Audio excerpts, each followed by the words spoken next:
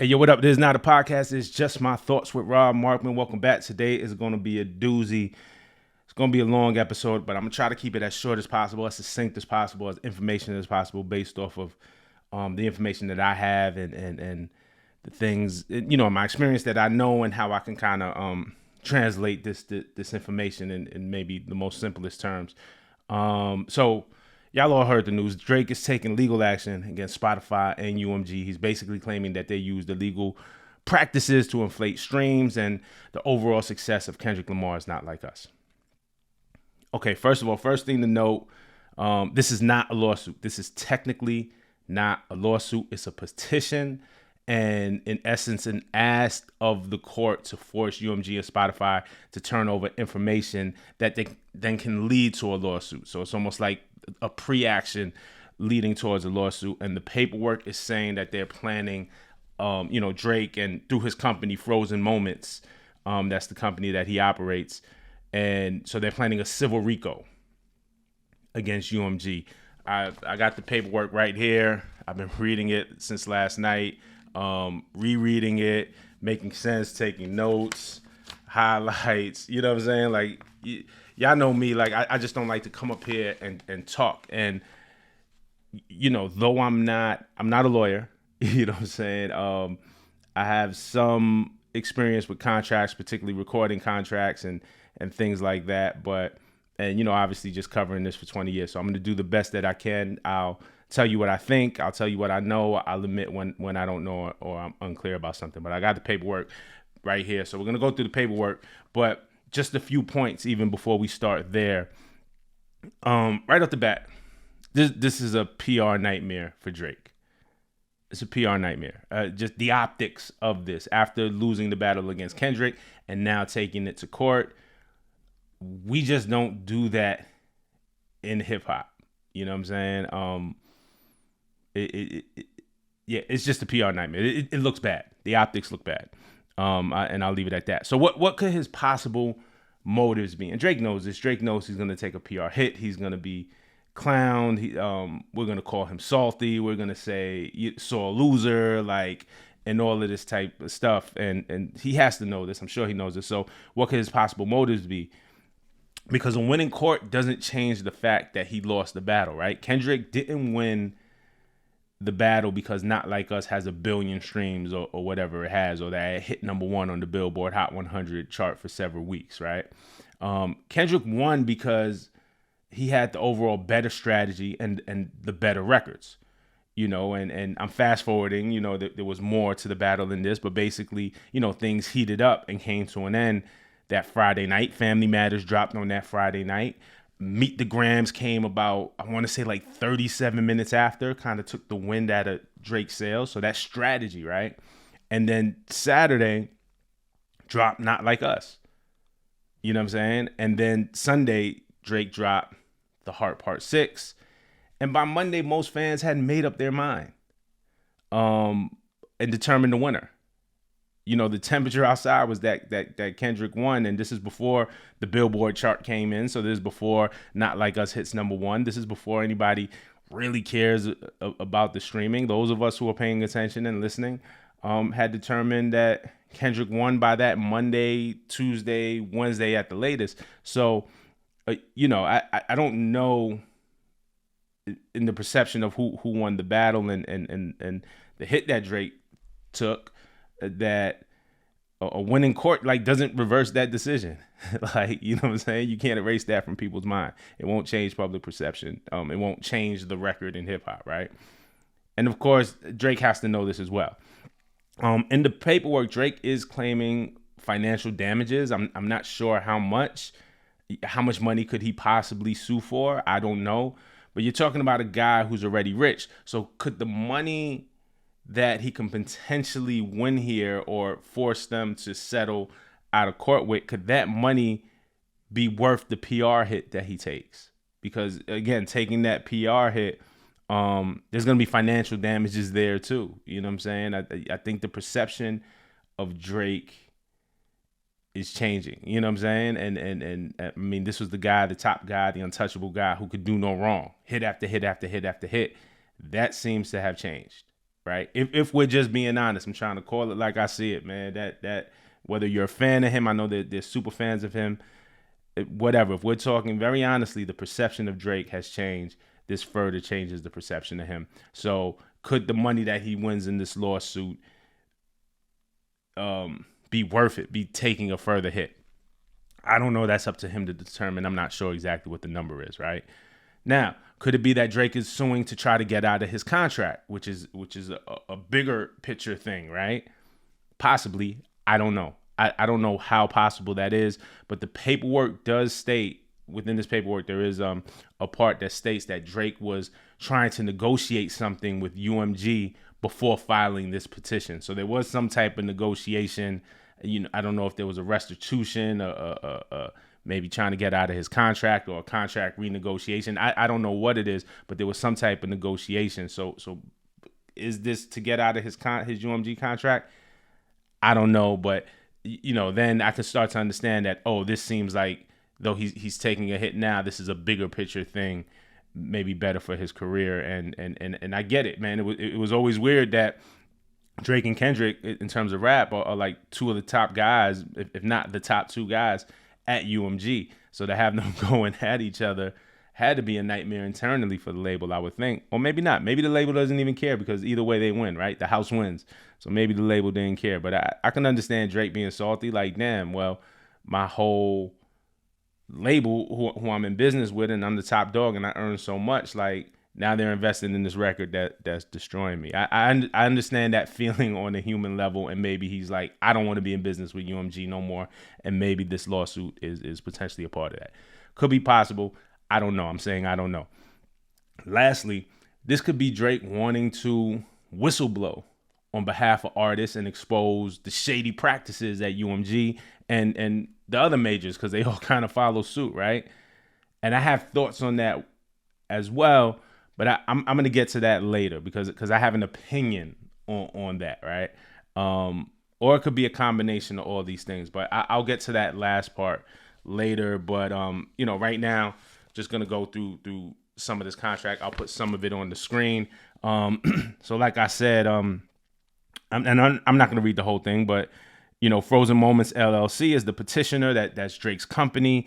And then, for an order pursuant to Section 3102 of Civil Practice Law and rules to compel pre-action disclosure from UMG Recordings and Spotify USA. So it's a pre-action disclosure. It's like, hey, turn over the evidence that we need so we can build a case against you. It's a verified petition. It's not a lawsuit. Nature of dispute on page 1. I mean, this is just basically setting up what this does in the beginning. It sets up the importance and the reliance that UMG has on Spotify and their relationship. So it's like point number 1 in his memo to staff reflecting on highlights of 2021, CEO of UMG, Lucien Grange, remarked on it being harder than ever for artists to break through the noise. 60,000 songs are added to Spotify every day.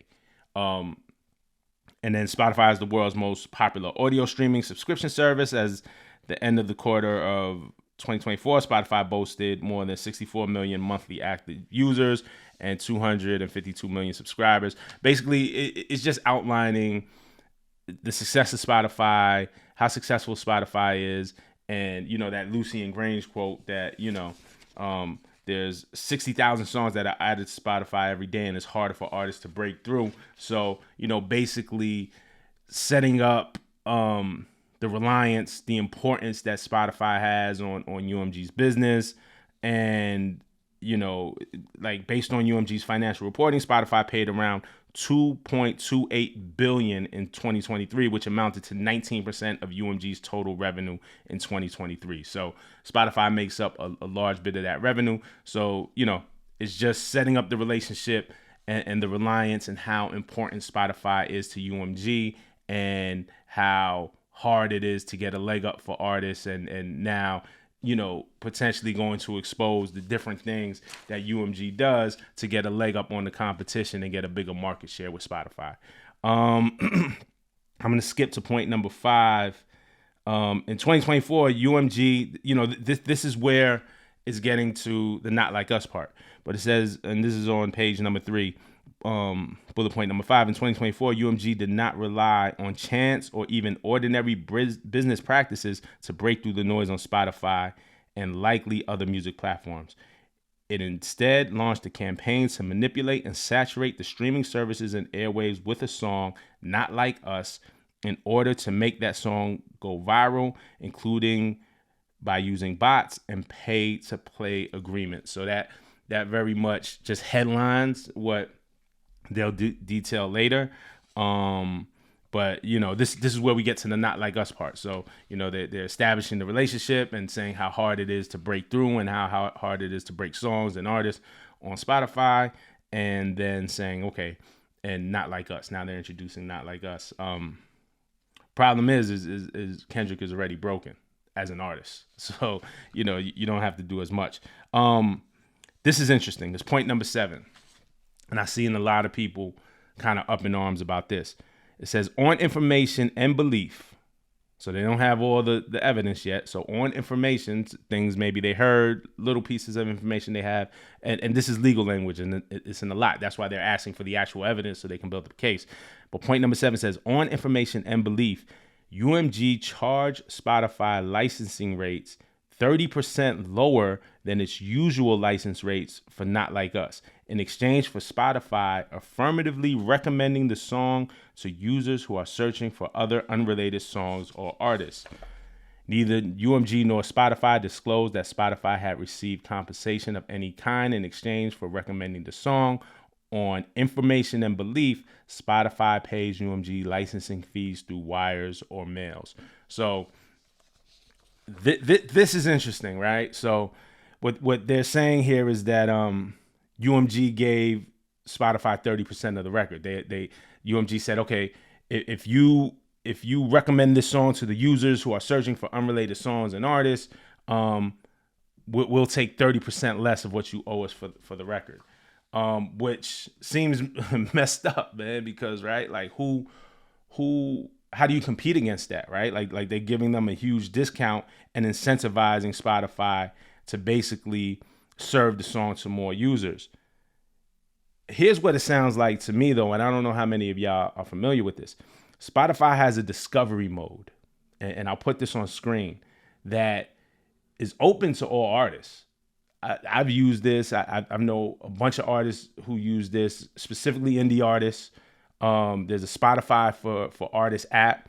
I think the threshold is if you have more than 25,000 users, monthly listeners, you're eligible for this discovery mode. And what it is I'll read it. With discovery mode, there's no upfront cost. This gives artists at any stage of their career, anywhere in the world, the opportunity to participate. When discovery mode is turned on for a song, Spotify charges a commission on streams of that song in discovery mode context. All streams in other contexts are commission free.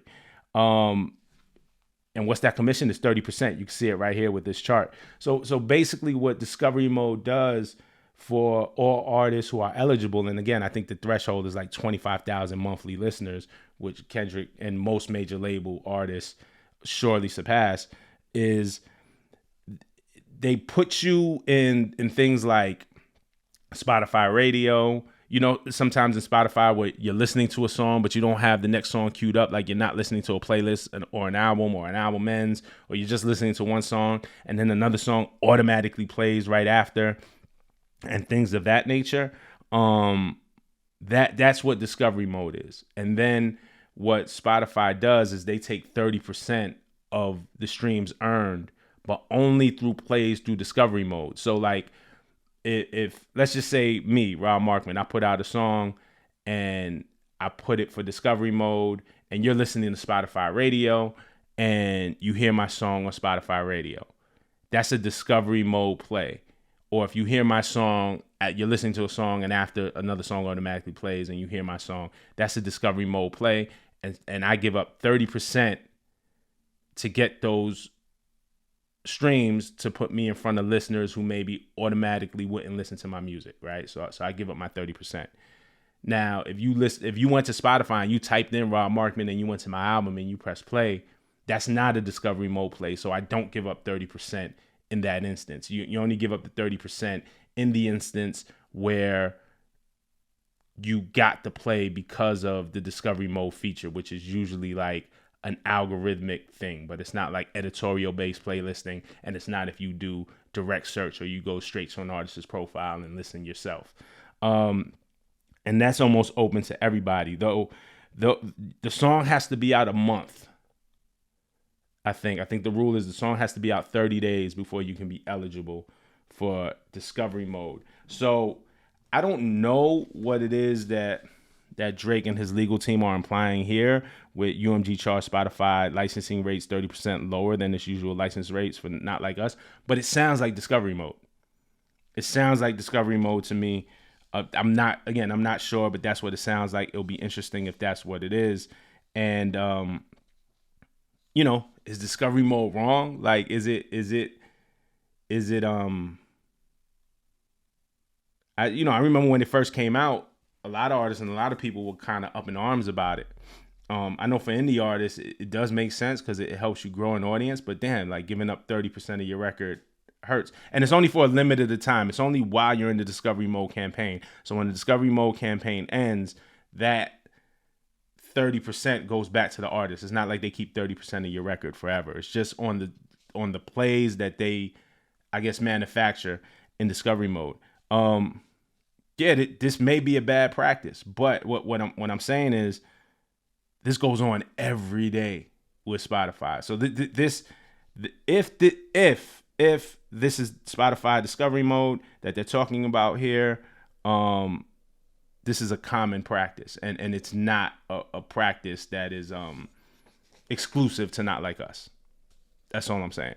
And then it says UMG directly or through Interscope also conspired with and paid currently unknown parties to use bots to artificially inflate the spread of Not Like Us and deceive consumers into believing the song was more popular than it was in reality. Bots are software programs designed to mimic human behavior to appear to be real social media accounts.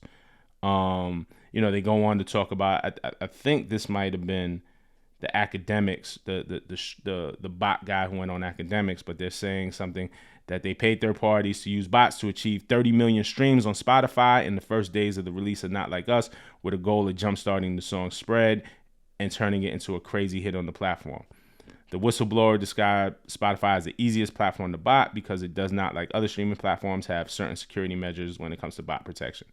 Basically, what he's saying is that he was paid $2,500 up front and then promised $2,500 on the back end, and then a percentage of the song's total sales for this initial push.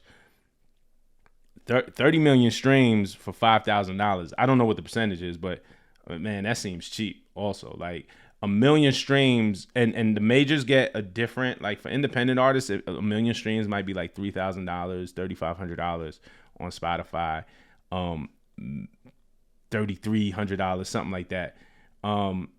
I know that majors get a different rate. Let's just say on the high end, 1 million streams is worth $5,000 for a major artist. So you paid $5,000 for 30 million streams. Seems weird.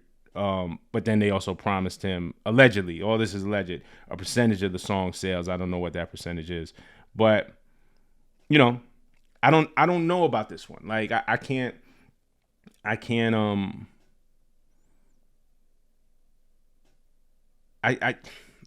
say whether, I wasn't there, so I can't say whether he used bots or not, right? But I'll tell you this, the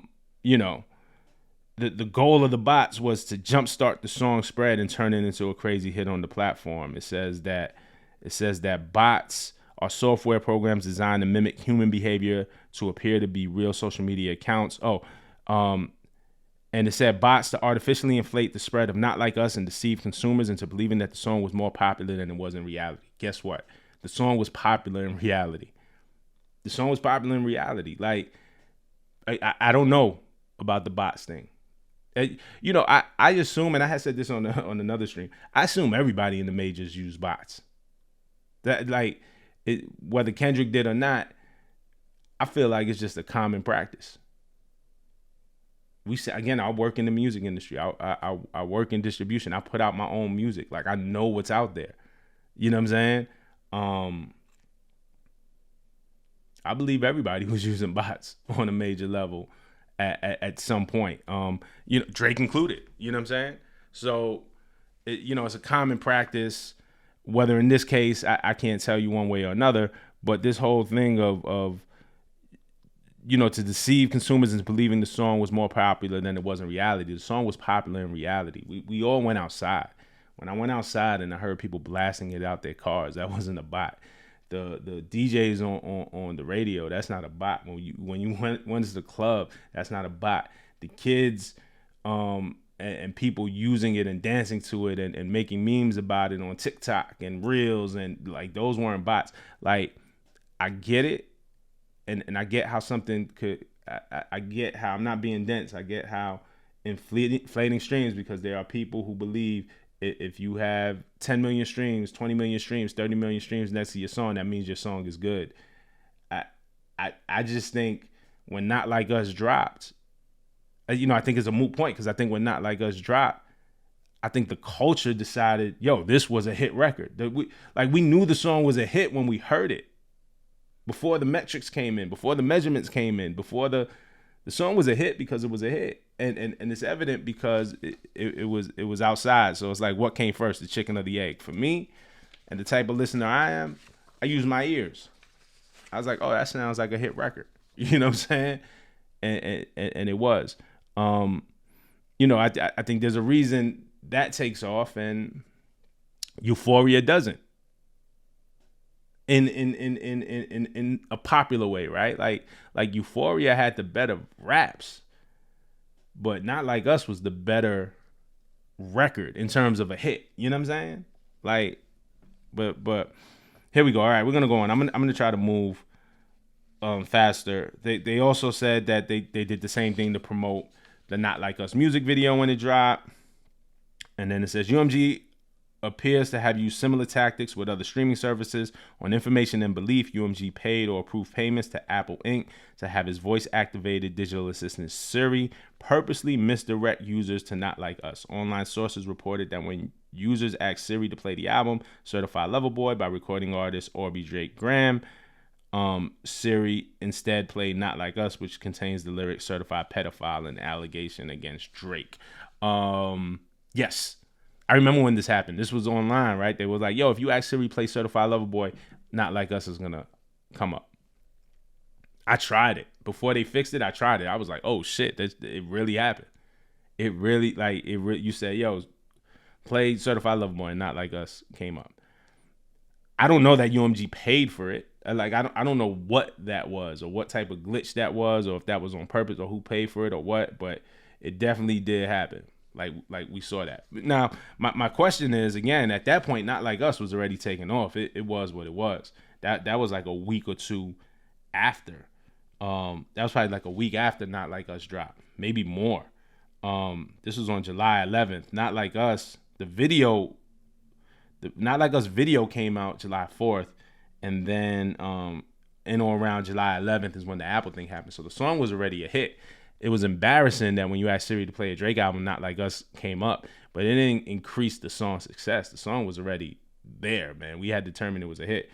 And also, I don't know how many people, just because Certified Lover Boy isn't Drake's latest album, how many people were really asking Siri to play Certified Lover Boy at that time. Therefore, how many streams did it drive? It was embarrassing. It was a bad look. It made for a funny story. But I don't know how much, I don't think this affected the success of Not Like Us. And then it says UMG engaged in similar pay-to-pay schemes to increase the airplay of Not Like Us on radio. Petitioner has obtained information from a third party indicating that at least one UMG employee made payments to an independent radio promoter serving as an intermediary who has agreed to transfer those payments to certain radio stations and or radio station employees. These radio stations subsequently played Not Like Us without disclosing that they have been paid to do so. This practice is known as payola. I don't know if this is exactly payola. Oh, well, let me say this. Let me strike that. That's how you get records on radio.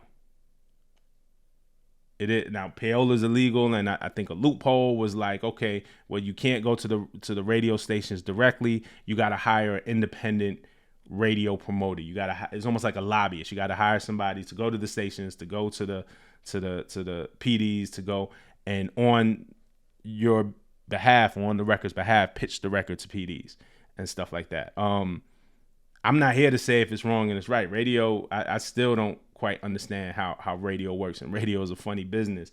But what I'm saying here, and maybe it's wrong, and maybe that needs to change as a whole, right? But what I'm saying here is that that's just the common practice. And if they hired an independent radio promoter, that's just what you do for any single. That's what labels do all the time. They have surely done it for Drake. They have surely done it for Drake records at some point in his career, if not throughout. So all artists kind of benefit from this. Now, I think the question is this practice fair? Is it right? Should this practice be re-examined?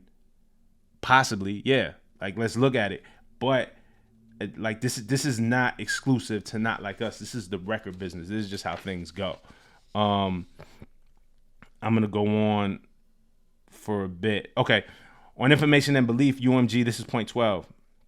On information and belief, UMG employed a similar scheme by paying social media influencers to promote and endorse the song and video. For example, Petitioner understands that UMG paid the popular NFR podcast, which has nearly 300,000 subscribers on YouTube and 330,000 followers on X, to promote Not Like Us and its video without disclosing the payment.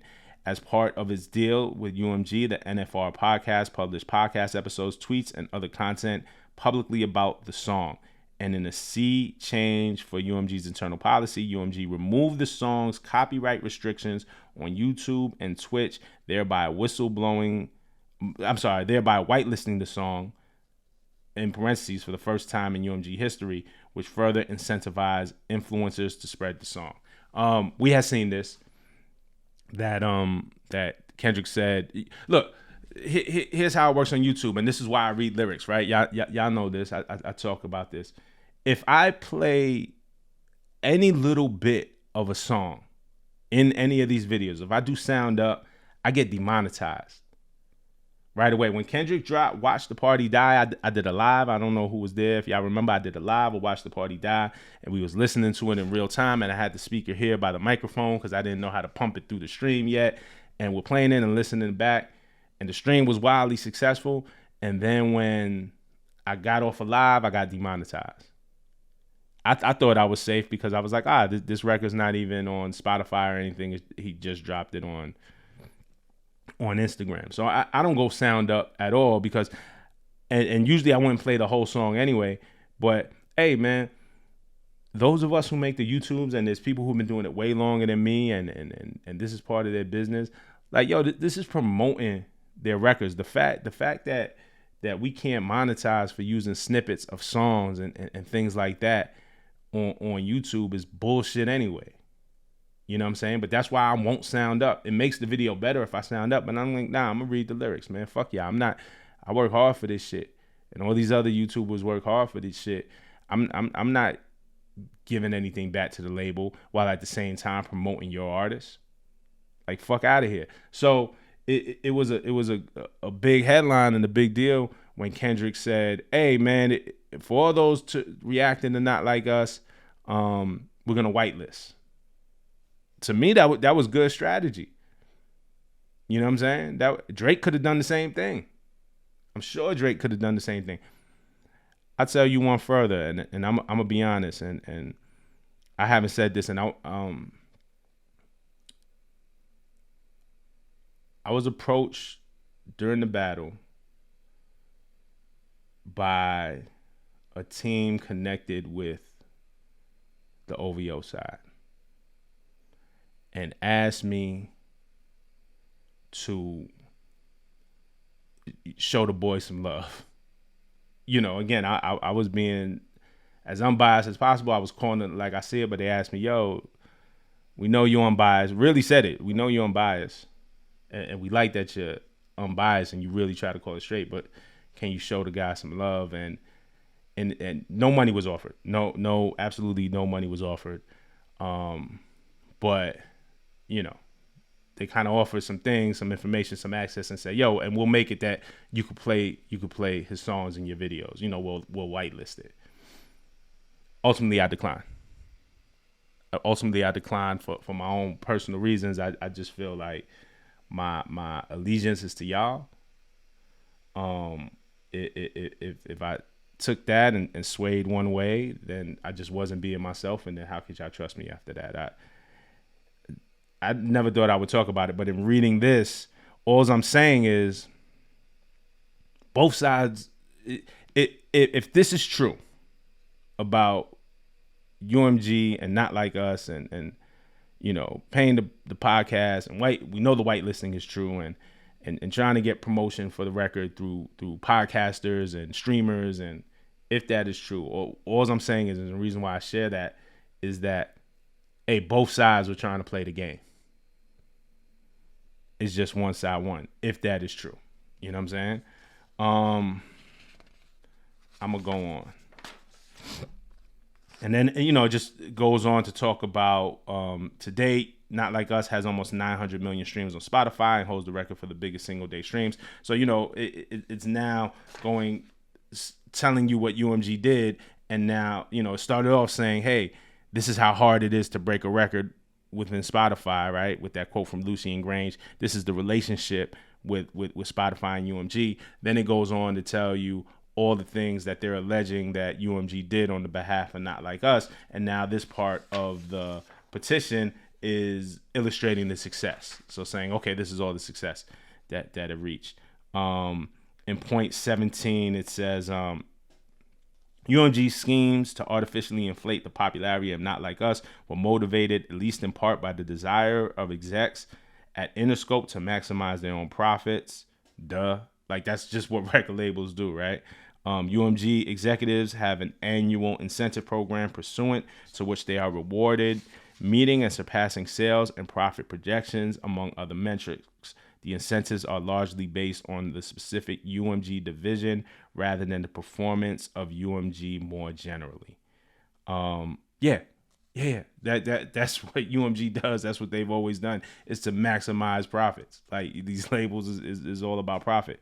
It says, for example, the annual incentive bonus of Interscope CEO John Janik is based on 90% on the financial success of Interscope and only 10% on the financial success of UMG generally. Thus, on information and belief, Mr. Janik and other executives at Interscope have been incentivized to maximize the financial success of Interscope through the promotion of Not Like Us and its revitalizing impact on the artist's prior recording catalog, including the first 5 studio albums, which are owned by Interscope. So basically, they're just saying the CEO of Interscope is under UMG, was incentivized because his bonus structure is, if Interscope is more successful, he gets his bonus. 90% of his bonus is about the financial success of Interscope. So he's incentivized to make Not Like Us and Kendrick profitable because his bonus is tied to that.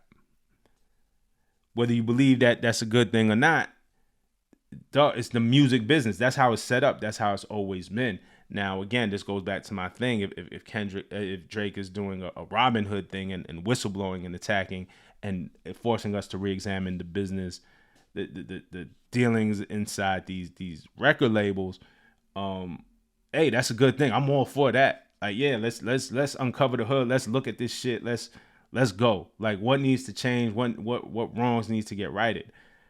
I'm with that. I don't know if it's all the way altruistic. You know what I'm saying? Like, doing it on the back and using Not Like Us as the catalyst and doing it off of the back of this battle. Like you didn't need the battle to do this. You know what I'm saying? Like, if you really just wanted to jump out here and be Robin Hood and whistleblow, the timing of this just is crazy to me. And then petitioner has received information that UMG has been taking steps, this is point 18, in an apparent effort to conceal its schemes, including but not limited to by terminating employees associated with or perceived as having loyalty to Drake. Indeed, UMG has demonstrated it has no interest in taking responsibility for its misconduct. We talked about it before. There were massive layoffs at UMG, massive layoffs. So he's saying, hey, you laid off and you purposely got rid of, or it says terminating. It doesn't say laid off, but you purposely got rid of employees that were kind of like Drake employees. Each artist in a label, each artist has their kind of their guy, their employees, or their woman, like people that are close to that artist. So Drake is saying he lost those people. It says, over the past several months, Drake has repeatedly sought to engage UMG in discussions to resolve the ongoing harm he has suffered as a result of UMG's actions. UMG refused to engage in negotiations and insisted that UMG is not responsible for its own actions. So they tried to settle this behind closed doors. There was some type of negotiation going on, and UMG did not want to take accountability. And he says this: instead, UMG has pointed the finger at Mr. Duckworth, that's Kendrick Lamar, insisted that Drake should initiate legal action against Mr. Duckworth rather than UMG, and even threatened to bring its own legal claims against Mr. Duckworth if Drake were to pursue claims against UMG. So UMG is saying, hey, don't go to us. Hey, don't sue us, sue Kendrick.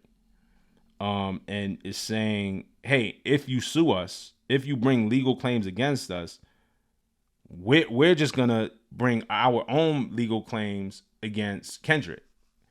This points to indemnification, and a lot of labels have this. I'm not 100% sure how this works, but like, for example, I do distro, and when we sign an artist, when they deliver, because it's just a distribution deal, we don't give full label services, though we love artists and we help what we can. It's just that we don't, the resources that we have available. But for samples, for example, right? And this happens with my own music too. I'll use myself as an example, actually. When I put out my music, when I put out my first album with Empire, they're indemnified. Again, I got to deliver them an album that has no samples, or I have to take care of the samples. I have to take care of the producer agreements. I have to take care of basically the distribution company is saying, yo, I don't want to get sued based off of, because you didn't clear a sample. You're supposed to clear a sample. We're not the label. You're independent. You're the label. You got to handle all your own business. We're distributing the record for you. We don't want to be sued based off of your negligence. You didn't clear a sample. You didn't get the right side artist agreement. And so the label is indemnified against that, and the responsibility then falls on me as the artist and ultimately the label. I'm not sure how this, and that's just a very simplistic way of explaining how it works, at least on the distribution level, on a very small independent level. I'm not sure how the indemnification works in a major label contract with a big artist like Kendrick, with a big artist like Drake. But in reading this points to indemnification that, again, is business. The record companies force artists into these contracts where, they don't want to take the hit. We don't want to be sued. They're trying to protect themselves in every way possible. So basically what UMG, and again, is that right? Is it wrong? Yo, we should re-examine that practice. You know what I'm saying? Because why does UMG not want to take any responsibility for any of this thing? And they're saying, hey, we're just going to sue Kendrick. We're just going to pass it off. And Drake knows this. So ultimately, also this lawsuit or this petition that is leading to a lawsuit could potentially become a problem for Kendrick. First of all, it would be a even worse PR move if Drake sued or took legal action against Kendrick outright. It would look even worse. So the fact that he's taking the legal action with UMG and Spotify mitigates it a little bit. But still, he knew, at least going into this, by taking this step, it could potentially fall on Kendrick. So it's interesting. Again, is that right? Should that practice be re-examined? Is Drake, by opening up this lawsuit, shining a light on what goes on in these record companies and maybe being an agent of change? Possibly. But it would have been great if he would have done this 3 years ago. It'd have been great if he'd done it 4 years ago. If you want to be Robin Hood, be Robin Hood. But coming off the back of this loss of Not Like Us, it just don't look. It's crazy. You know what I'm saying? The rest of the contract defines the parties, the jurisdiction. On page 12 is where they talk about the civil RICO.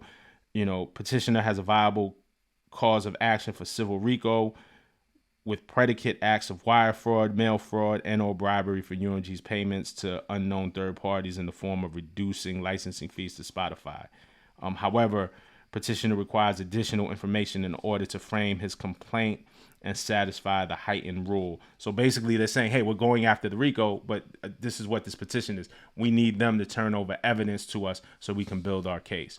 But them using a RICO here is interesting. On page 13, they're also alleging deceptive business practices and false advertisement, which is, saying that they violate, in New York, because this is a New York case. In New York, they violate the New York Deceptive Business Act and NY False Advertising Act. And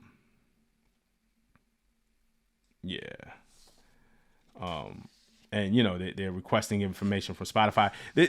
My guess is too, and I don't know this for sure, but I mean, this is solely against UMG. I think Spotify is named in this because I don't think he's going after Spotify. I think Spotify is named in this because Spotify has information that would be helpful to go against UMG. So I think ultimately when if this turns into a real lawsuit, it'll be aimed at UMG solely and probably not Spotify. But you name Spotify here because it's a petition to gather for the court to force them to give information, and information and data from Spotify could be really useful for this.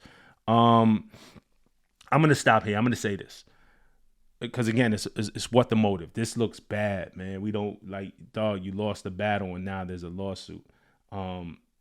There's some tricky practices. Two things could be true.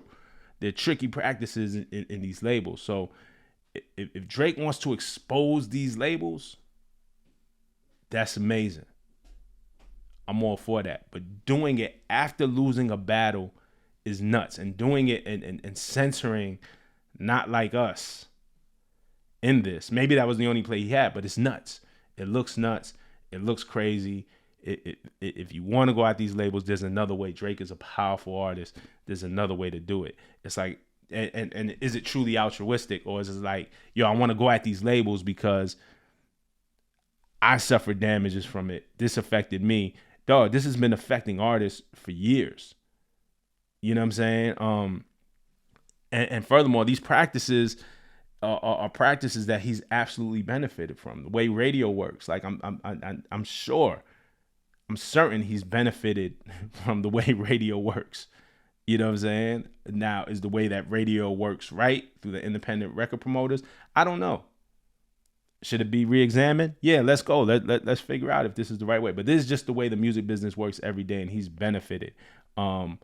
He just looks salty now. I mean, look, remember when Scorpion dropped and Spotify put Drake on the cover of every single playlist, regardless of genre? He was on the cover of gospel playlists, rock playlists, regardless of genre. Drake was on the cover of every single playlist. How is that fair to artists, to other artists in other genres, in country and in Latin, and you know what I'm saying, and reggaeton and gospel, like in R&B? Well, you can argue that Drake straddles the line between R&B. So that wasn't fair to artists.